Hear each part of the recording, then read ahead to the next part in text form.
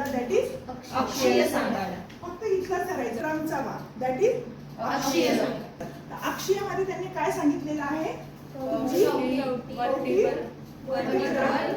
Vertebra म्हणजे हा मागचा जो तुमचा स्पायनल कॉर्ड येतो ना प्रत्येकाचा. Good evening everyone. माझं नाव श्रुती प्रकाश साळवे. मी सिद्धांत समाज कौशल्य विकास संस्थेच्या अंतर्गत GNMA कोर्स करत आहे. जनरल नर्सिंग मिडवायफिंग असिस्टंटचा कोर्स करत आहे. माझा आजचा टॉपिक आहे classification of goals. Classification of goals हे चार याच्यावर बेसिस आहे. आकारावर आधारित, स्थानावर आधारित, कार्यावर आधारित आणि विकासावर आधारित. आकारावर आधारित मध्ये लांब हाडे, लहान हाडे, सपाट हाडे आणि तिळाची हाडे आणि अनियमित हाडे असतात. लांब हाडे म्हणजे जी फेमर आणि ह्युमन जो हाताचा आणि पायाचा जो लांब हाडे असतात. Good evening all of you. माझं नाव गीता रामदान मोर्या. मी सिद्धांत समाज कौशल्य विकासाच्या अंतर्गत GNMचा कोर्स करत आहात. आजचा माझा टॉपिक आहे की IV कसं लावायचं. सगळ्यात अगोदर आपण पेशंटला हे सूचित करायचं आहे की तुम्हाला एक इंजेक्शन लावणार आहेत. त्यानंतर आपण प्रोसिजर पुढं करूया. सगळ्यात पहिले पेशंटचा हात त्याला टोर्निकेट बांधायचे ज्यांनी वेन आपल्याला दिसली पाहिजे. त्यानंतर कॉटन आणि स्वेबनी ती जागा एकदम क्लीन करून घ्यायची आहे.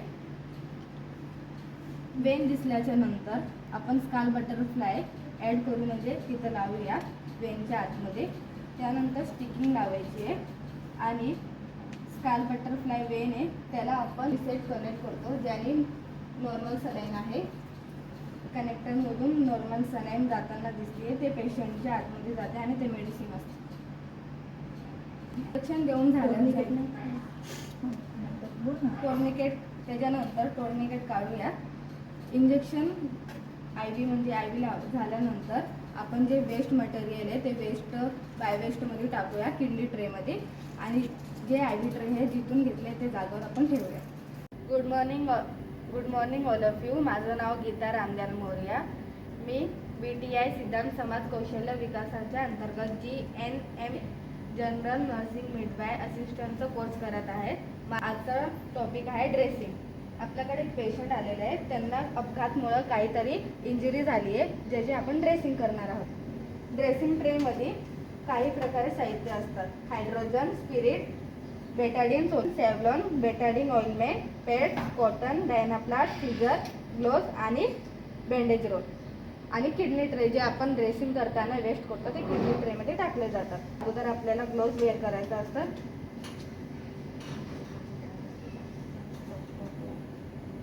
ग्लोव्ज वेअर केल्याच्या नंतर आपण पेशंटला बघणार आहोत किती इंजुरी झाली आहे. त्यानंतर गॉज घेणार आहोत, त्यावर सेव्हलॉन टाकणार आहोत.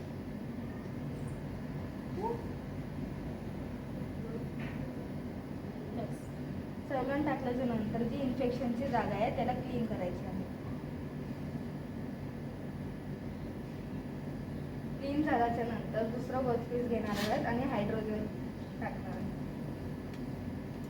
हायड्रोजन टाकल्याच्या नंतर परत एकदा क्लीन करून घ्यायचं आहे.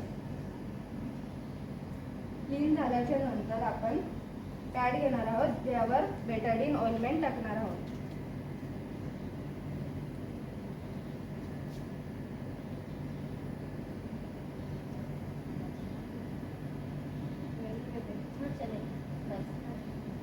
बेटाडिन ऑइलमेंटमुळं ती इन्फेक्शनची जागा थोडी लवकर बरी होते. त्यामुळं बेटाडिन पॅडवर टाकल्याच्या नंतर इन्फेक्शनची जागा कव्हर करून घ्यायची आहे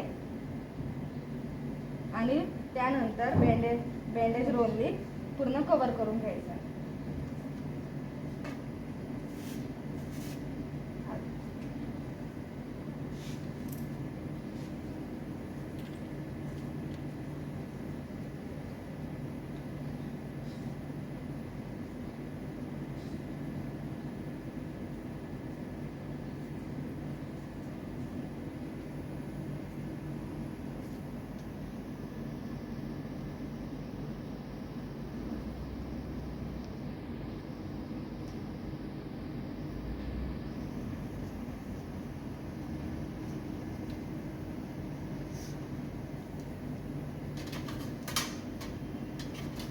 सीझरनी बँडेज रोल कट करायचे.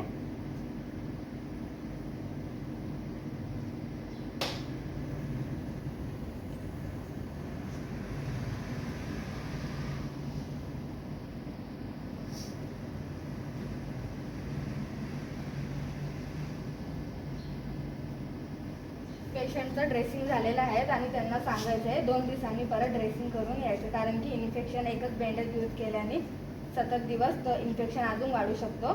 त्यामुळे 2 दिवसांनी ड्रेसिंगसाठी त्यांना सांगायचं आहे की परत ट्रीटमेंटसाठी या तुम्ही. थँक्यू.